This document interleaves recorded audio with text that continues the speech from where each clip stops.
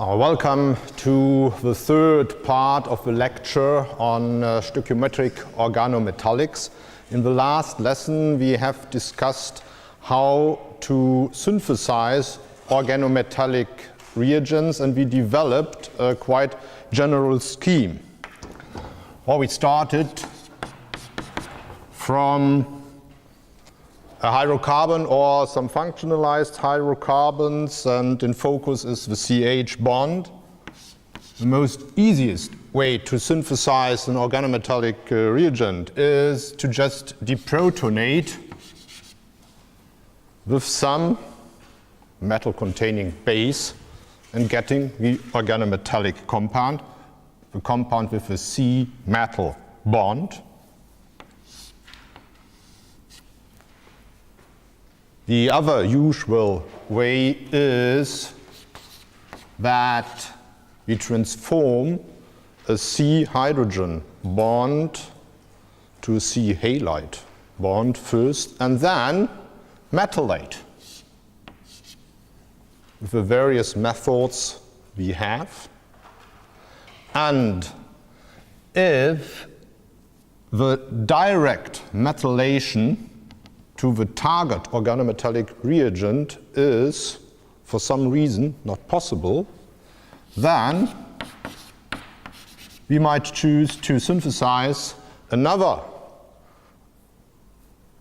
organometallic reagent first with another metal, and then we'll perform a transmetallation reaction.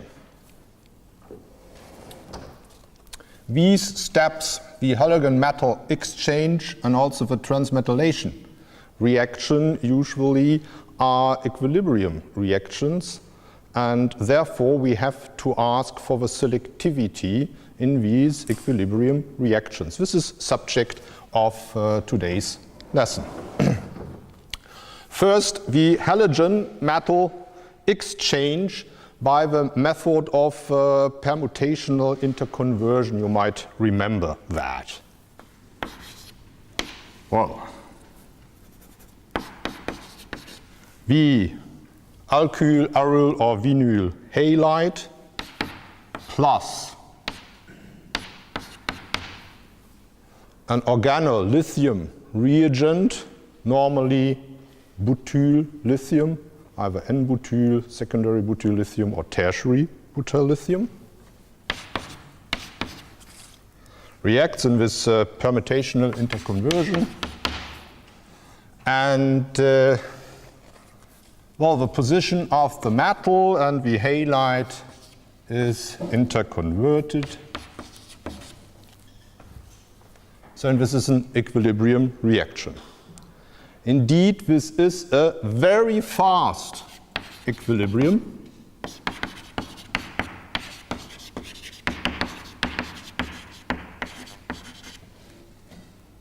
Later on, we will see a proof of that it is a very fast process. And here's a simple example. Bromobenzene plus N-butyl lithium is in equilibrium with phenyl lithium and butyl bromide, and the equilibrium is by far on this side. We almost do not observe the retro reaction. So what is the reason why the equilibrium is on that side? Well, if you compare the two organolithium compounds, well, of course, in both species we have a partially negative charge at the carbon.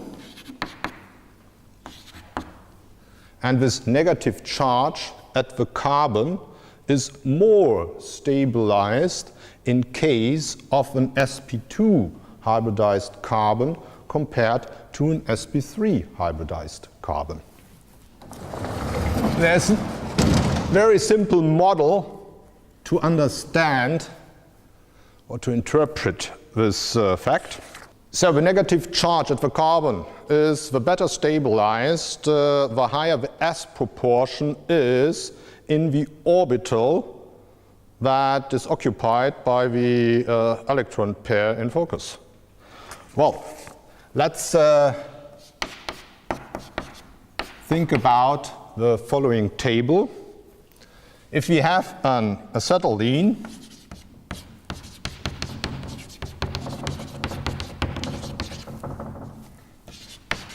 then we interpret the geometry as sp hybridized carbon, and the s proportion in that case is 50% s and 50% p orbital. So 50% s proportion. The pKs of this weak Bronsted acid is 25. Well, it is of course a weak Bronsted acid compared, for instance, to alcohols with pKs, with pKa about 16, but compared to sp2 hybridized CH bonds, where we have of course 33% s proportion for aromatic systems and for olefinic CH bonds. There we find a pKa of 43 or 44 respectively. And if we go forward on to saturated hydrocarbons, sp3 hybridized, 25% s proportion, then we have extremely weak Bronsted acids, pKa of 50. So, the reason for it, again, the higher the s proportion, the better stabilized is the corresponding anion, if we deprotonate here.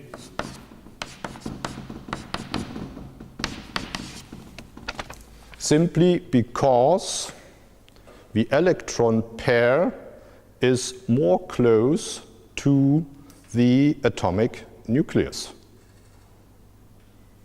the higher the s proportion. So, and if the negative charge, the electron pair, is closer to the atomic nucleus, this is, of course, energetically favored the closer the charges are to each other. Okay. Well, let's have a look for some illustrative examples for such permutational interconversions.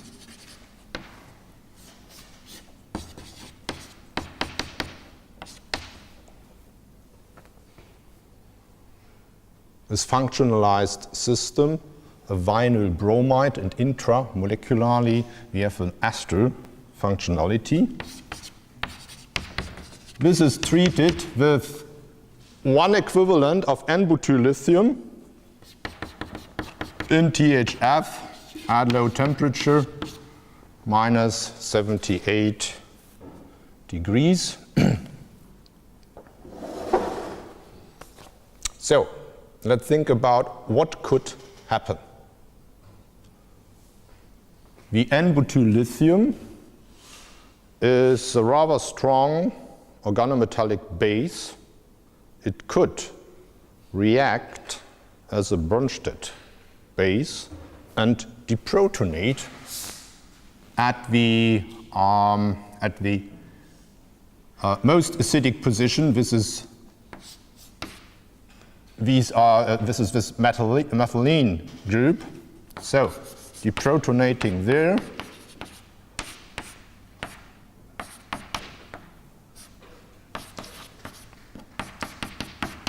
Would lead to this lithiated species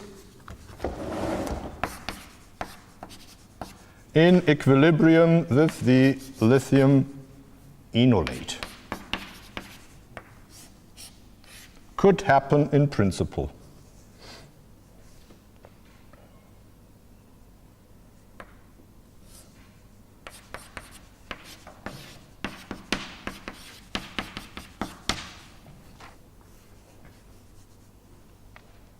But this reaction is at best observed as some minor competing reaction.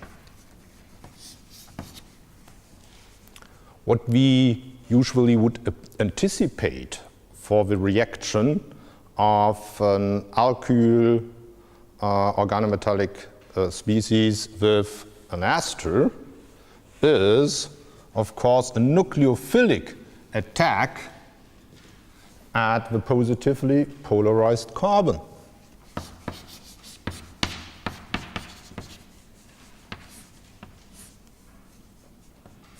So,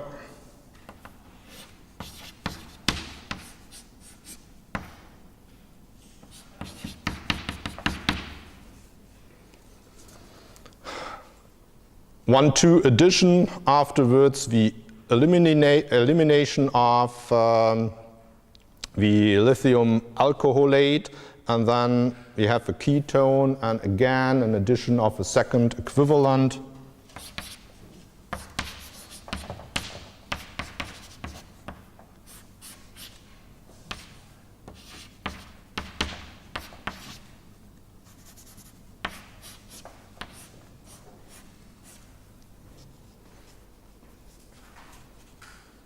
And after hydrolysis, we would obtain the tertiary alcohol. And also, this so common, usual looking reaction is only observed as a competing reaction in this case. The fastest, by far the fastest reaction is the halide-metal exchange at this position.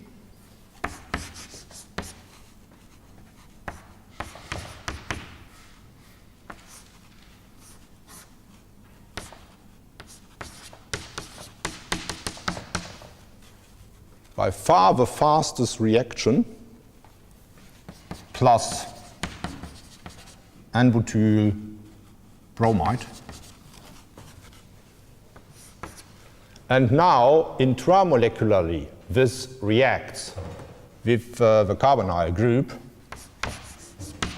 and as the main product,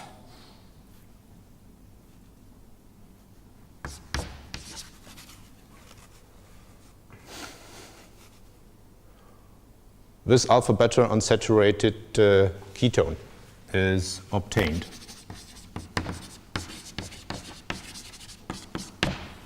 And this reaction proves that the halogen-metal exchange is far more faster than the simple deprotonation or the nucleophilic attack at the carbonyl group which we are used to.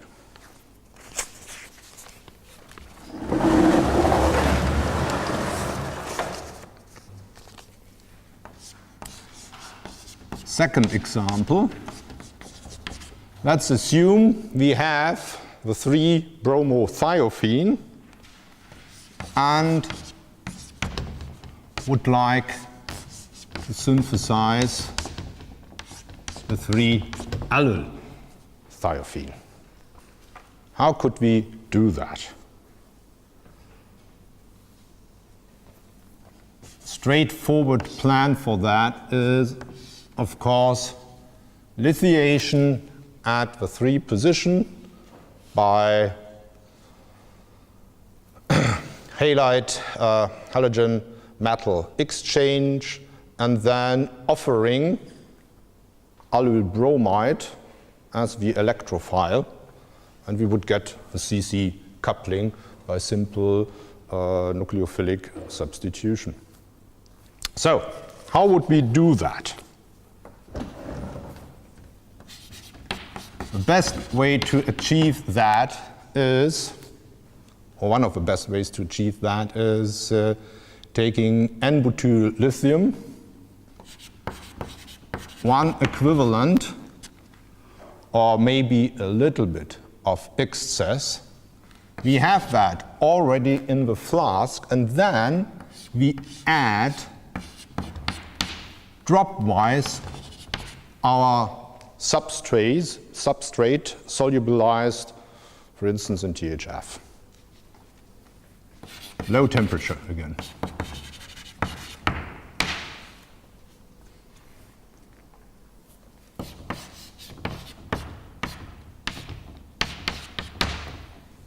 We would get,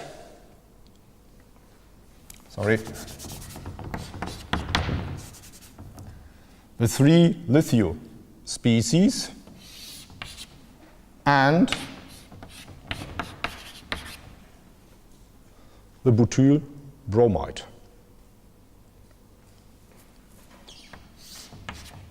We hope that these two react very slowly with each other, and luckily this is true. At low temperatures, we have some time to let this reaction as a fast reaction run to completion, and then add the allyl bromide, getting our target molecule plus lithium bromide. And as a minor byproduct, these two will also react with each other in a similar fashion.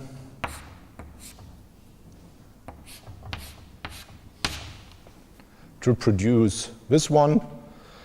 And another competing reaction could be that this reacts as a lithium base and induces an elimination reaction where we would get butene then.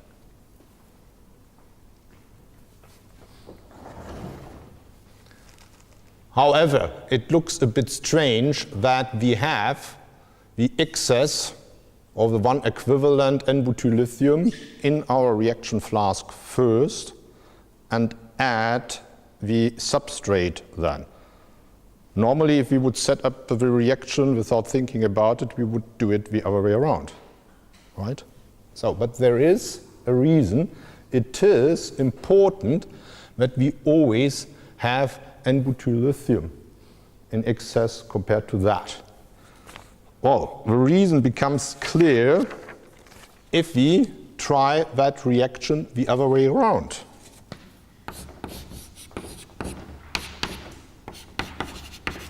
Having the bromothiophene in the reaction flask first and adding butyllithium dropwise, again at low temperature.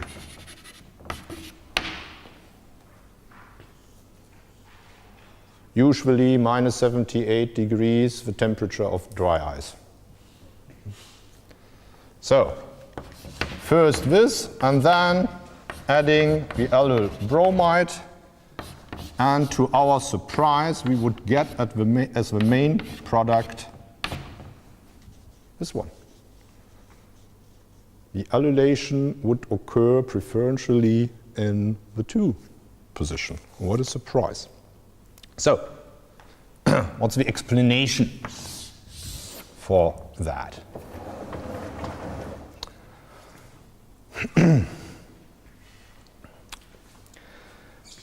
if we have this in excess in solution, the bromothiophenone, and add some N-butyl lithium dropwise to it, well, in solution we have then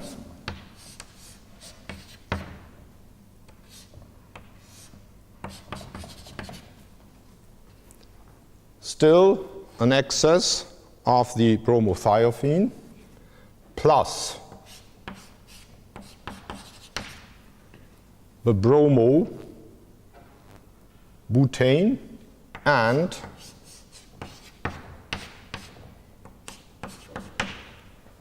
the lithiated thiophene, lithiated in the 3 position.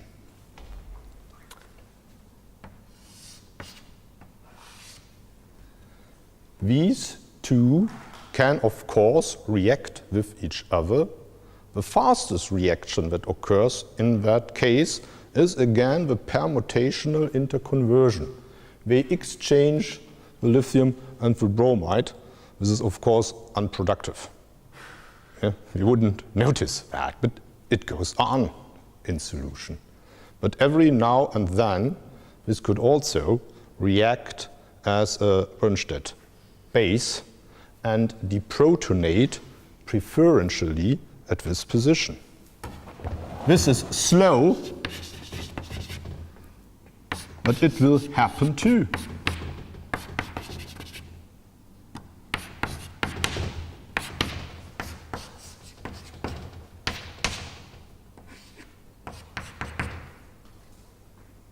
So we have then this and the thiophene. And the thiophene will cause a problem.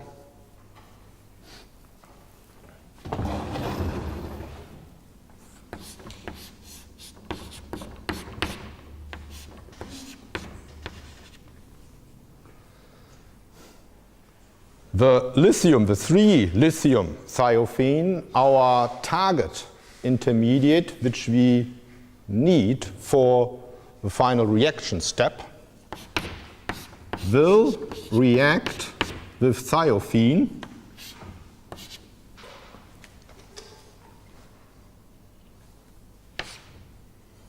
so this as a base reacts with that, and in alpha position to the sulfur, this is more acidic.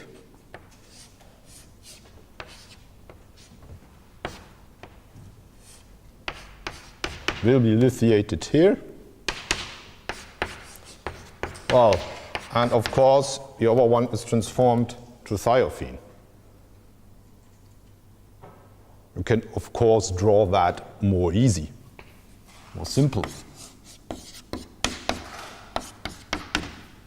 3-lithiothiophenone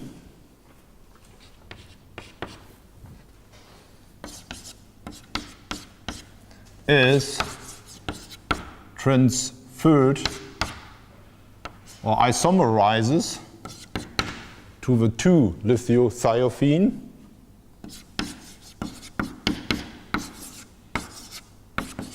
just catalyzed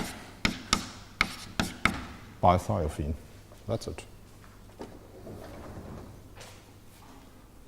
And so we have to avoid having thiophene in solution, and we have to avoid everything that could generate thiophene, which would be catalytically active.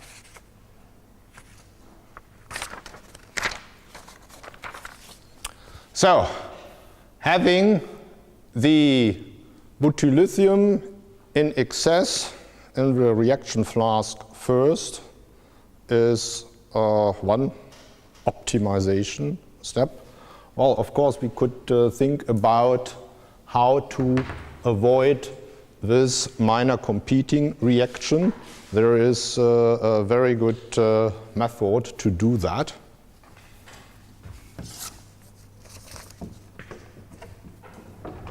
If we use tertiary butyl lithium instead of N-butyl lithium. So, the 3-bromothiophenone plus, and this is important, 2 equivalents of the tertiary butyl lithium. We react already at minus 100 degrees. Still a rather fast reaction.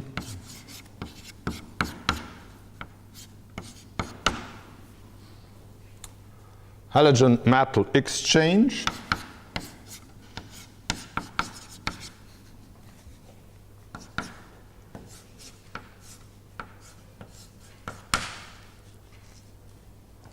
Forming the tertiary butyl, the tertiary butyl bromide, and this reacts also at low temperature, very fast, with the strong base tertiary butyl lithium. This indeed then, as a bond-state base, deprotonates here. Elimination reaction. This leads to isobutene plus this butane and lithium bromide salt formation as the driving force.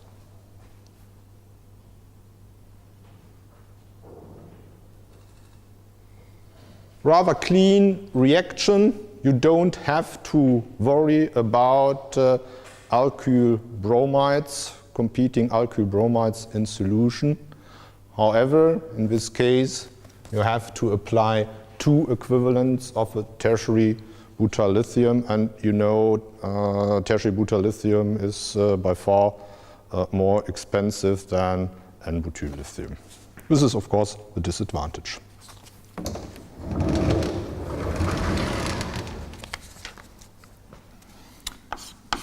Let's assume that we would like to synthesize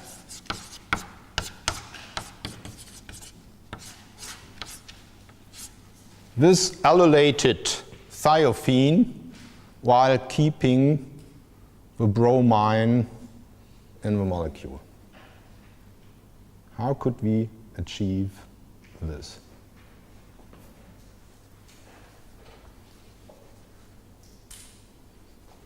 Well, what we need to achieve is making that reaction lithiating at the 2 position, or in alpha to the sulfur as the main reaction pathway.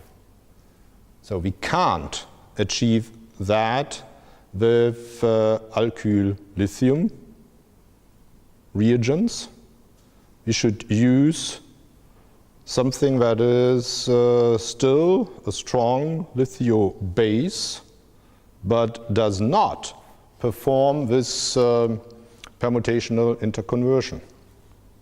Oh, we simply have to change the central atom, not carbon-centered, but nitrogen-centered. LDA would be one of the bases of choice.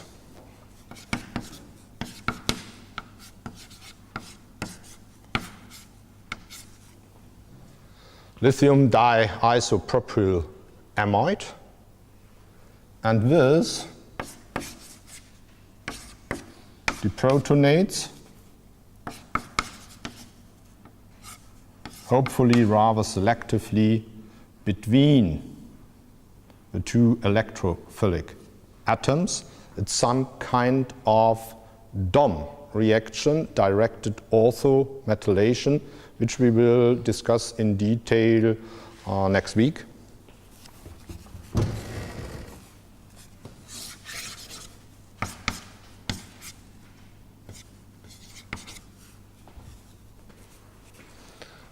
Addition of allylic bromide will give our target molecule.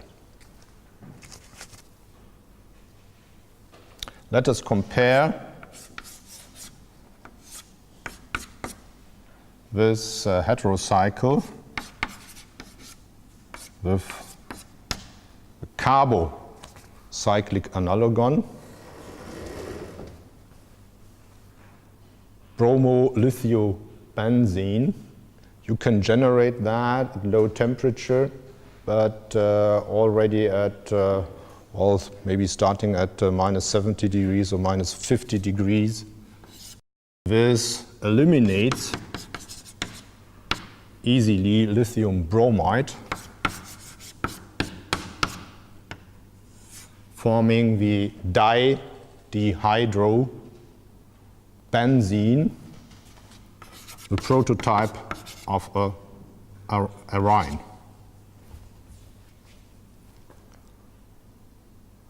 You know, starting from 1,2-dibromobenzene, lithiation at low temperature in the appropriate solvent. To my knowledge, it makes a difference if you use THF or diethyl ether, and generating the arine, and for instance, having anthracene present.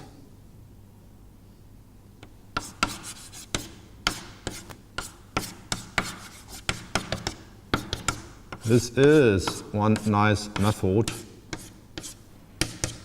to synthesize tryptophan. An interesting hydrocarbon.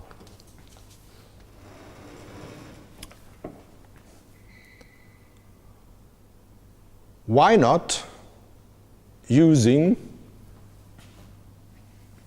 the bromothiophenene directly for the reaction with the allylic bromide and activating the bromide with, well, aluminum trichloride. So we are talking about Friedel-Crafts alkylation. What about Friedel-Crafts alkylation?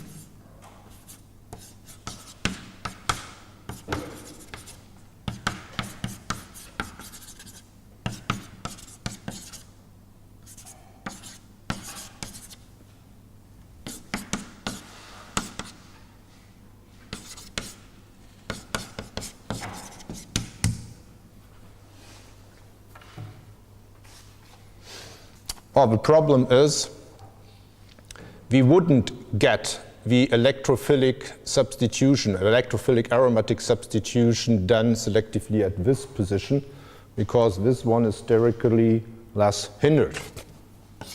And therefore, we can anticipate that preferentially we will find the allyl group at the 2 position.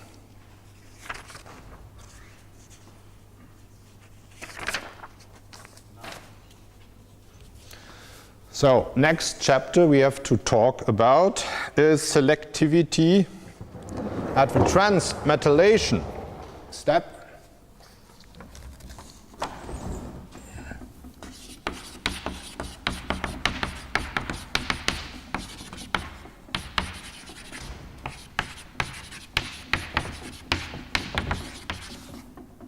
So, this step, having one organometallic reagent and transforming it into another one by exchanging the metal.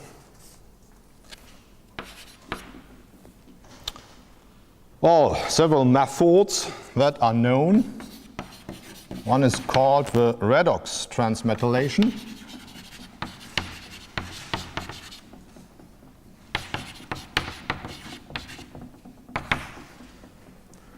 Where we have the organometallic reagent and treat that with another metal, directly with the metal.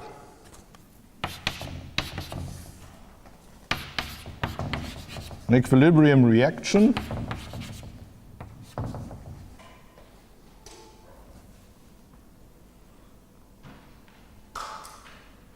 So,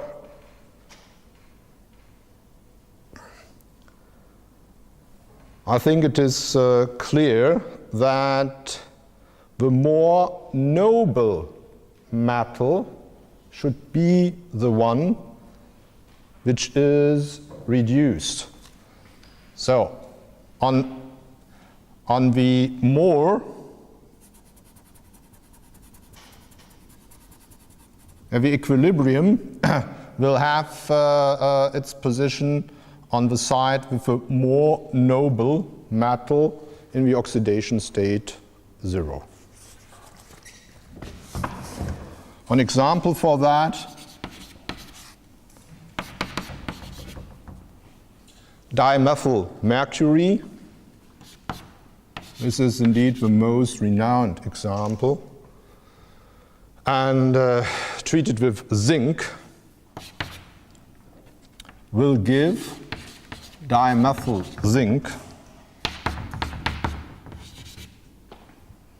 plus elementary mercury. Of course, the mercury is more noble than the zinc. The zinc is the more electropositive metal. Well, I'm not sure why this example is shown that often. Well, one has to look for better examples. At least I would indeed highly recommend to avoid all reactions which use organomercury compounds. Especially the dimethyl mercury is extremely dangerous.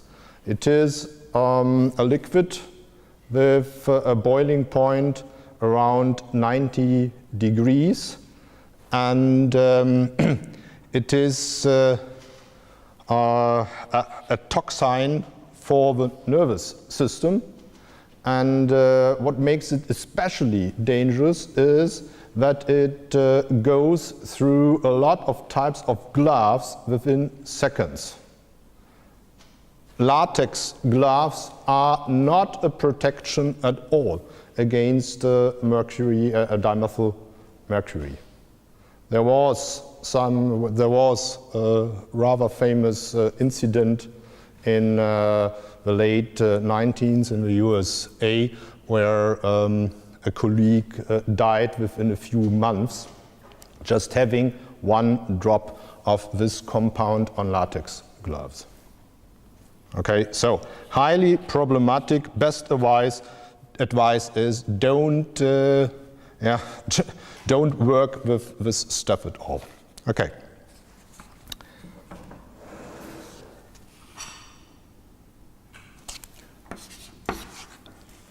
Secondly, well, more common.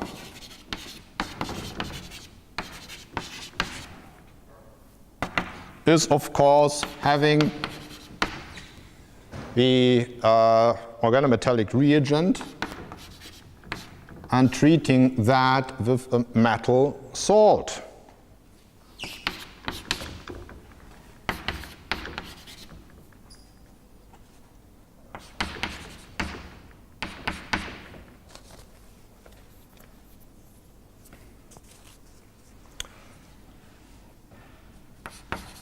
Let's have a look at an example, concrete example, N-butylithium plus zinc chloride will produce N-butyl zinc chloride plus lithium chloride. In this case, the zinc is the more noble metal, and the more noble metal tries to keep its electrons. So, and therefore it is better situated in a more covalent bond than in this type of salt with a more ionic bond. Well, what does it mean, more noble? Well, the more the electropositive metals are less noble, And if you want to look that up, yeah, then just take a table with the standard electrode potential.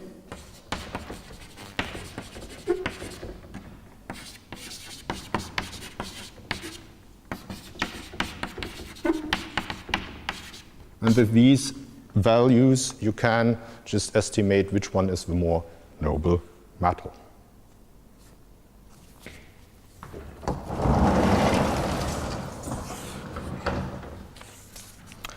A nice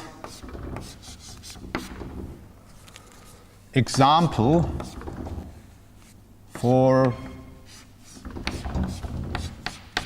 a transmetalation, a very modern synthesis, is this one. So the first step, trimethyl aluminum was used, and catalytically the zirconocene dichloride, which catalyzes the carboalumination of the triple bond, the CC triple bond.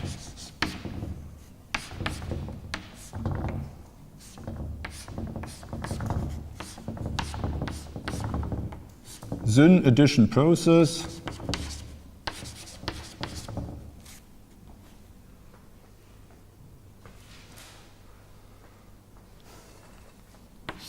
Next step in the synthesis was the transmetalation.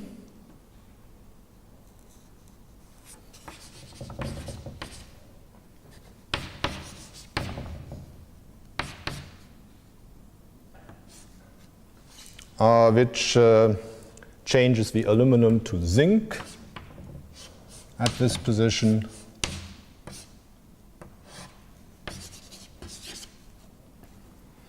And organic zinc is better suited for palladium catalyzed coupling processes. In this case, there was a Negishi coupling performed.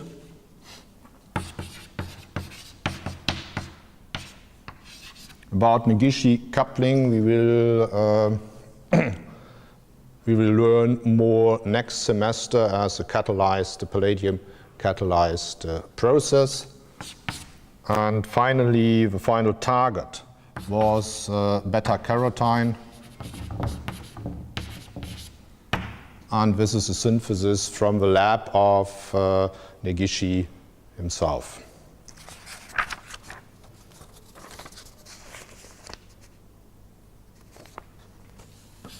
See, ligand exchange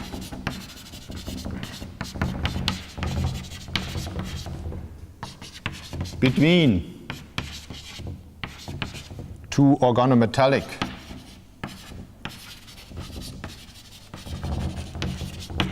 species.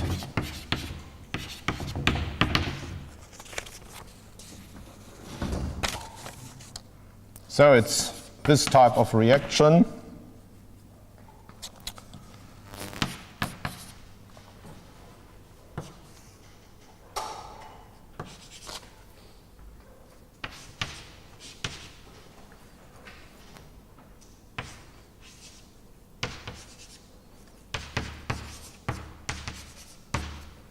And there is, unfortunately, no simple rule to predict the position of the equilibrium, because there are so many other factors that influence that. Here we have one example, 4 equivalents of phenylthium plus tetravinyl tin, or you can call it tetravinyl stannane, reacts in diethyl ether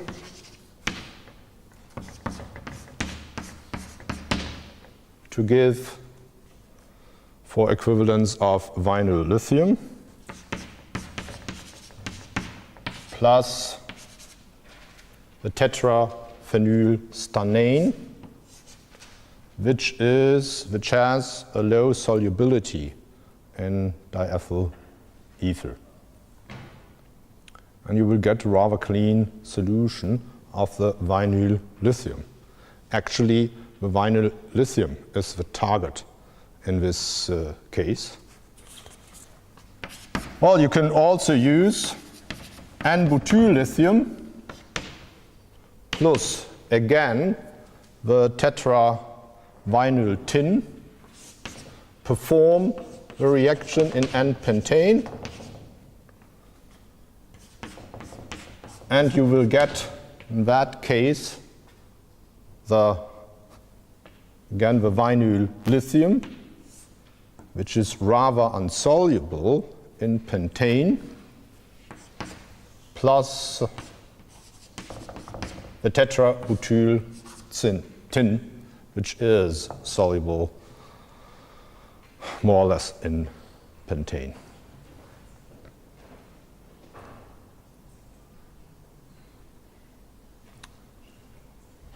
There is, of course, reason to ask why one should use such a complicated setup for synthesizing that simple compound, the vinyl lithium.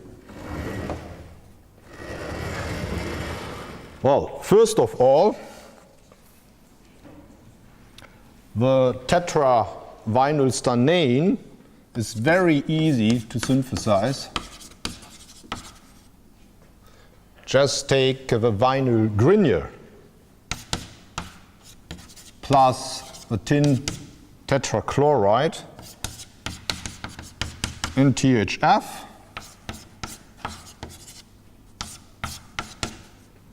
and you get the tin organic compound. Unfortunately, that compound is both toxic and very, very smelly.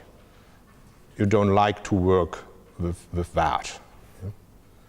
Therefore, the first idea, of course, is to synthesize the vinyl lithium by direct synthesis.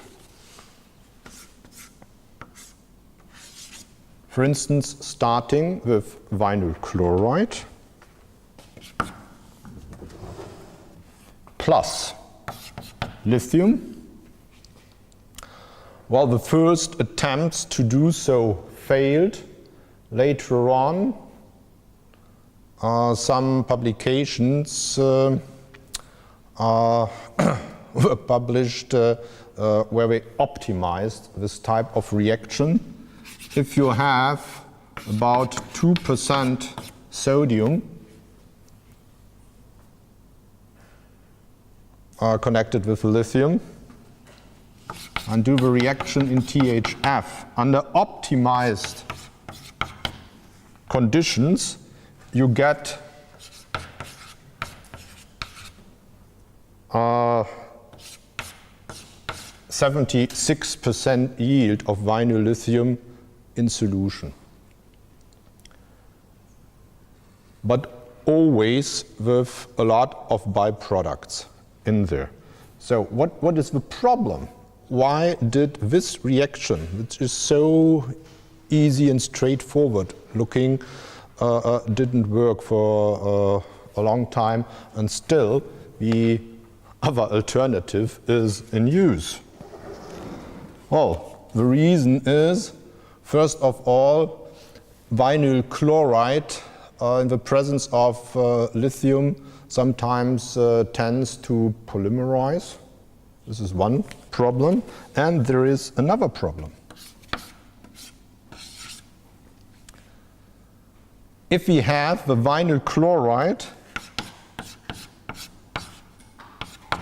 and vinyl lithium in solution, well, then we have an organometallic base and a setup which tends to undergo elimination reactions.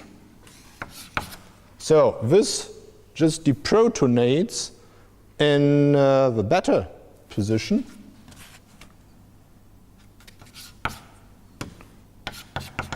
you get ethene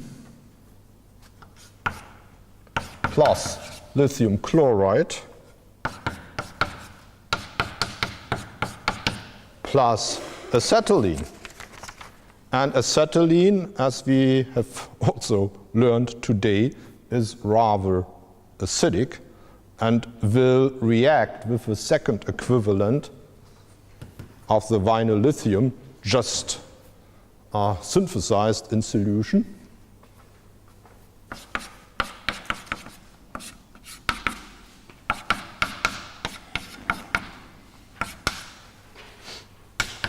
Again, ethane and the monolithiated acetylene, and presumably this will react with another equivalent of vinyl lithium, and so that, for each elimination reaction, overall 3 equivalents of the vinyl lithium will be destroyed. And this is a problem that you have. You can get 76% yield, but this is optimized, certain solvents, certain temperature protocol, certain concentrations. This is the optimum, and normally you don't achieve the optimum. That's clear. Tomorrow we will discuss mechanisms. For instance, the mechanism of the permutational interconversion. Why is this such a fast reaction? How does this proceed? Well, okay, we will meet again tomorrow. Thank you for listening.